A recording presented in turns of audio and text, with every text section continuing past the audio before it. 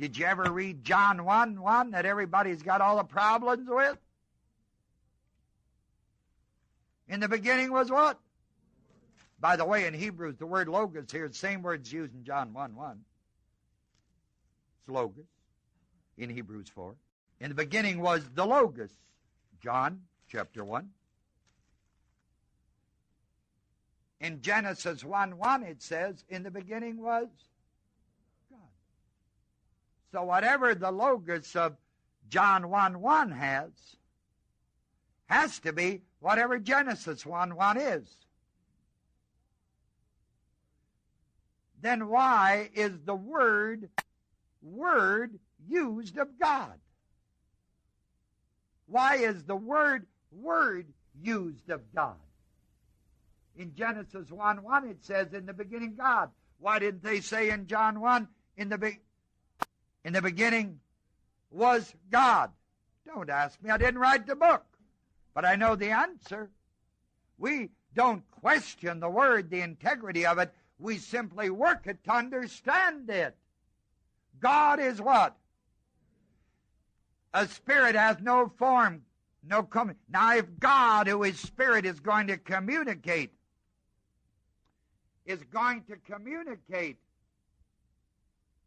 with someone or something in the senses world, he has to come into concretion in some form or other.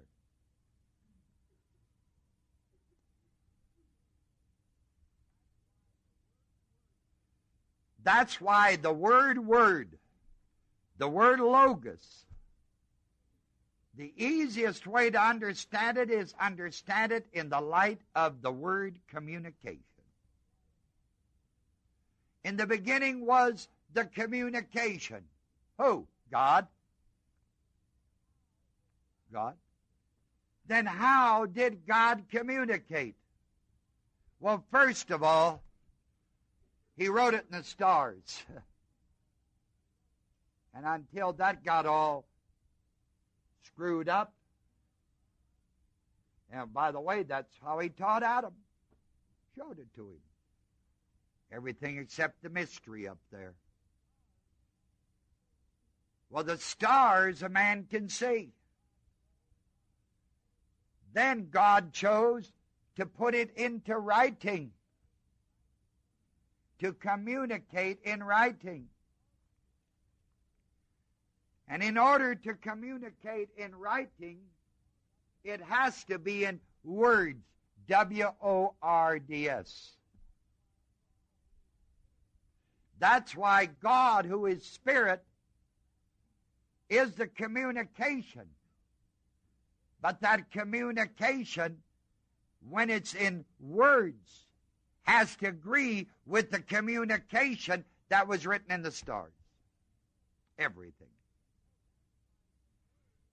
And people, that's why the words within the word have to fit like a hand in a glove. For you cannot have a communication from God in writing, a revelation from God in writing in words if the words are imperfect.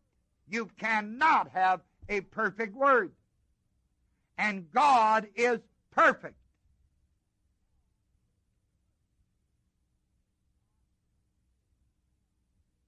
God communicates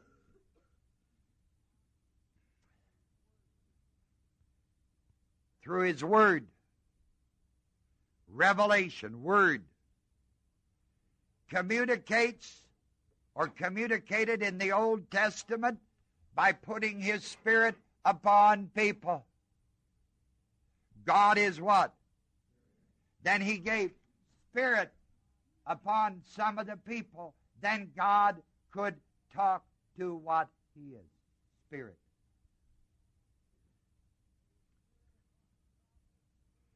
Put His Spirit upon the prophets. Then the prophets spoke the word. That's how they heard God. That's how they saw God. That's how God was made known, who is Spirit.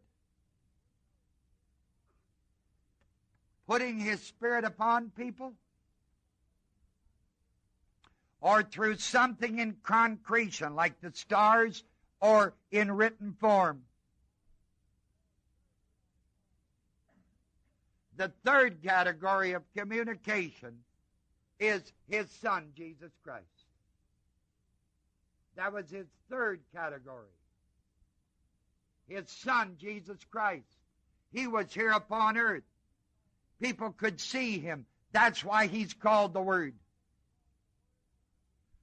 God is called the Word. His written Word is called the Word. His Son, Jesus Christ, is called the Word. Because Jesus Christ was God's communication on the level of the senses, so that they could see God. That see is a figure of speech, because no man has ever what? See Him to the end that He's declared, honey. He's made known.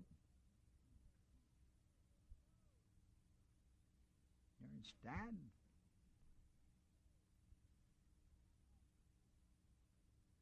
You cannot know Spirit until it comes into concretion. And He did that, first of all, in the witness of the stars, then in writing, then in His Son, Jesus Christ. That's why in the beginning was the Word, the communication, God. And the Word, the communication, that Word of the stars, the communication, the written Word, that was with God. And the communication was God. That whole thing wraps it up. We got a book out on it. It's in one of the books. A fine piece of work. Work it. That's why Hebrews is so fantastic.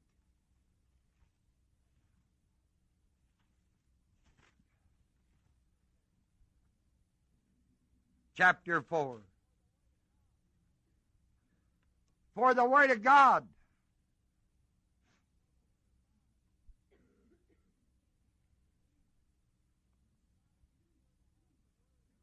but you've got to be sure to have the Word. You know, that quotation from Romans they gave here tonight. Fantastic, the accuracy of it.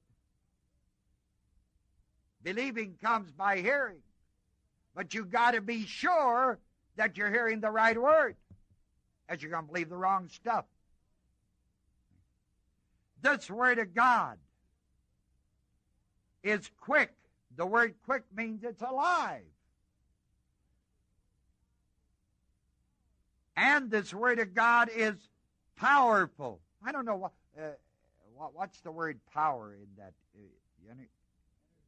The what? Energate. That's right. That's right. From which we get the word energetic. The Word of God is living, and it's energetic. It's energy. Energy. The Word of God is that energy. It's energetic. It's energy. And that Word of God is sharper. Sharper. Above is the text. Not than, sharper than. The text is, it's sharper above any two-edged sword.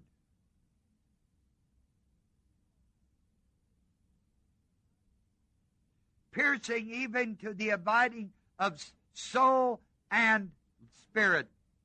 That word spirit is life. Psyche and life. And the joints and marrow. Good medical term, Doc.